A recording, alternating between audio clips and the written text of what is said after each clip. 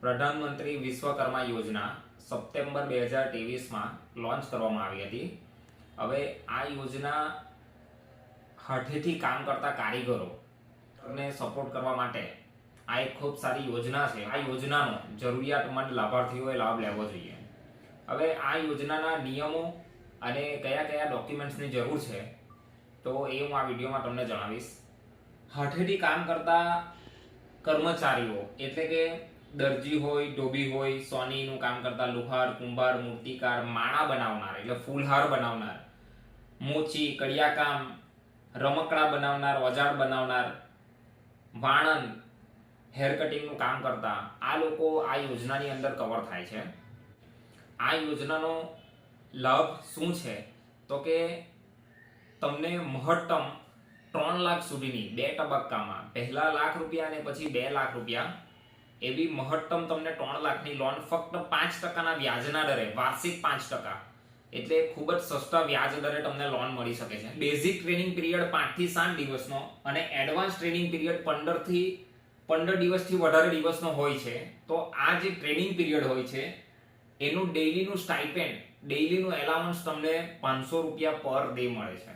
તો આ પહેલો બેનિફિટ. બીજો બેનિફિટ કે તમારી ટ્રેનિંગ પીરિયડ પત્યા પછી તમને ₹15,000 સુધીની ટૂલ કિટ મળે છે.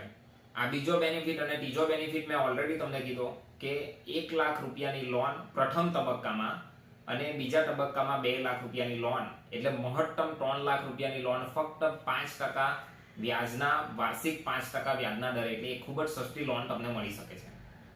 બીજી વસ્તુ, આ યોજના માટે હવે જરૂરી ડોક્યુમેન્ટ કયા છે તો આધાર કાર્ડ, પાન કાર્ડ, જો તમારી પાસે પાન કાર્ડ હોય તો તમારે આપવાનો. ત્રીજી વસ્તુ, તમારે તમારી બેંકની પાસબુક. અને ચોથી વસ્તુ, તમારા રેશન કાર્ડ લઈને જવાનો અને તમારા તમામ સભ્યોના, કુટુંબના તમામ સભ્યોના આધાર કાર્ડની ઝેરોક્સ. અને સાથે તમારો મોબાઈલ લઈ જવાનો, કારણ કે એ મોબાઈલ નંબર ઉપર OTP આવશે, એટલે OTP તમારે જમા કરાવવાનો રહેશે. હવે સૌથી પહેલું તમારે આ યોજનાનો લાભ લેવા માટે તમારા ગામની જ પંચાયતમાં તમારે મળવાનું છે, પંચાયતના સભ્યોને. તો ત્યાં પંચાયતનું એક લોગિન આપેલું હશે, એ લોગિન હસ્તક તમારું આ કામ થઈ જશે અને તમે યોજનામાં એપ્લાય કરી દેશો. અને પછી આગળની પ્રોસિજર જે હશે તે તમને તમારી ગ્રામ પંચાયત જ તમને ગાઈડન્સ કરશે.